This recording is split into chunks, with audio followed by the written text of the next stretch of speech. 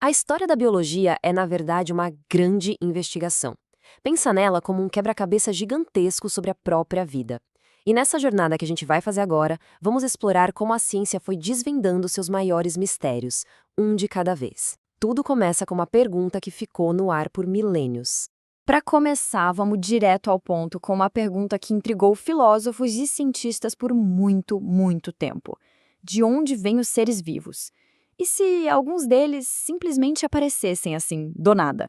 Pois é, essa ideia, que hoje soa até meio bizarra, né? Foi a principal suspeita por muito, mas muito tempo mesmo.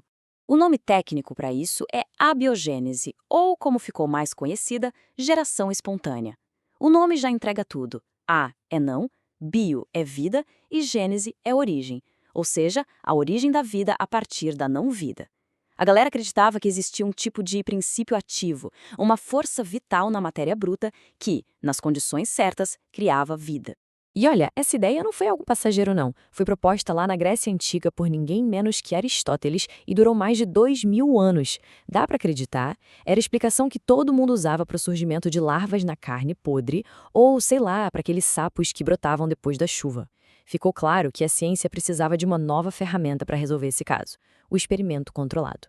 Bom, e aí que a gente chega no nosso primeiro grande caso. A ciência, basicamente, colocou a geração espontânea no banco dos réus. A investigação para descobrir de onde vêm os seres vivos de verdade estava para começar. E tudo com um experimento super engenhoso. O que foi genial no experimento do Francesco Redi foi a simplicidade dele. Ele pegou 3 frascos com carne. No primeiro, aberto, as moscas entraram e, claro, apareceram as larvas. No segundo, bem fechado, nada de moscas, nada de larvas. Aí, claro, quem defendia a abiogênese disse: ah, mas faltou o ar, faltou o princípio ativo. Então o Redi, muito esperto, usou um terceiro frasco, só que coberto com uma gaze. O ar entrava, mas as moscas não. E o resultado? Nenhuma larva. Parecia que o caso estava encerrado. Só que, como em toda boa história de detetive, quando o mistério parece resolvido, pá! Acontece uma reviravolta. Lá no final do século XVII, um comerciante muito curioso chamado Antoni van Leeuwenhoek melhorou as lentes dele e descobriu um universo que ninguém via, os micro-organismos. E aí a dúvida voltou com tudo.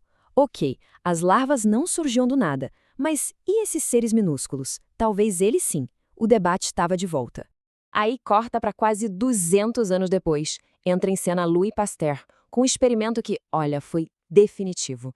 Ele ferveu um caldo nutritivo para matar qualquer coisa que tivesse ali e usou um frasco com um gargalo longo e curvado, tipo um pescoço de cisne. O ar conseguia entrar, mas a poeira e os micróbios ficavam presos na curva. E o resultado? O caldo ficava lá limpinho por meses. E para provar o ponto dele, era só quebrar o gargalo, deixar o ar com poeira entrar e pronto, o caldo estragava rapidinho. Era a prova final. Então, resumindo a história, o veredito saiu. A abiogênese, a ideia de que a vida surge da matéria inanimada, foi completamente derrubada. E no lugar dela nasceu um princípio fundamental da biologia, a biogênese. Ou seja, toda e qualquer vida vem de outra vida que já existia antes. Mistério resolvido, certo? Bom, mais ou menos. É que resolver um mistério muitas vezes abre a porta para outro ainda maior. Se toda vida vem de outra vida, de onde veio a primeira forma de vida? A investigação agora tinha que voltar muito no tempo para entender a origem química do primeiro ser vivo. Basicamente surgiram 2 hipóteses principais. Uma é a panspermia, que sugere que a vida pegou uma carona em meteoritos e chegou aqui do espaço. A outra, que é a mais aceita, é a da evolução química. Ela propõe que a vida se formou aqui mesmo no nosso planeta a partir de uma espécie de sopa de ingredientes químicos simples. É bom notar que a panspermia, na real, não resolve o problema, só joga ele para outro lugar do universo, né? A teoria mais forte dentro da evolução química é a de Oparin e Haldane. Imagina só a Terra primitiva como eles pensaram. Uma atmosfera totalmente diferente, sem oxigênio, cheia de gases como metano, amônia. Tudo isso sendo bombardeado o tempo todo por raios e radiação do Sol. Essa energia toda teria cozinhado esses gases, transformando eles nas primeiras moléculas orgânicas, que foram se acumulando nos oceanos. Mas por décadas, isso era só uma ideia, uma hipótese. Até que em 1953, 2 cientistas, Stanley Miller e Harold Urey, decidiram testar isso. Eles recriaram essa terra primitiva em laboratório. E o que eles conseguiram foi simplesmente revolucionário. Eles conseguiram produzir aminoácidos, que são nada mais nada menos que os blocos que constroem as proteínas. Era a prova de que a química da vida podia sim surgir do mundo inorgânico. Ok, então a gente já tem uma boa pista de como a primeira célula pode ter surgido. A próxima fronteira da investigação era entender como essa célula funcionava por dentro. Para isso, a ciência precisava de olhos muito mais potentes. A nossa jornada agora vai para dentro da célula. Quando os biólogos começaram a olhar mais de perto, eles perceberam que existiam dois projetos básicos de célula. As células procariontes, pro significa antes, e carion, núcleo, são as mais simples, como as bactérias, com o material genético todo solto lá dentro. E as eucariontes, eu é verdadeiro, que são as nossas, as dos animais, das plantas. Elas organizam o DNA todo bonitinho dentro de um compartimento, o núcleo. E a grande virada nessa investigação, de novo, veio com a tecnologia.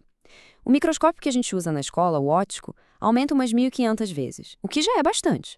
Mas o microscópio eletrônico, que começou a ser desenvolvido lá nos anos 30, ampliava mais de 500 mil de vezes. Imagina! De repente a gente podia ver toda a maquinaria que existe dentro de cada célula, as organelas.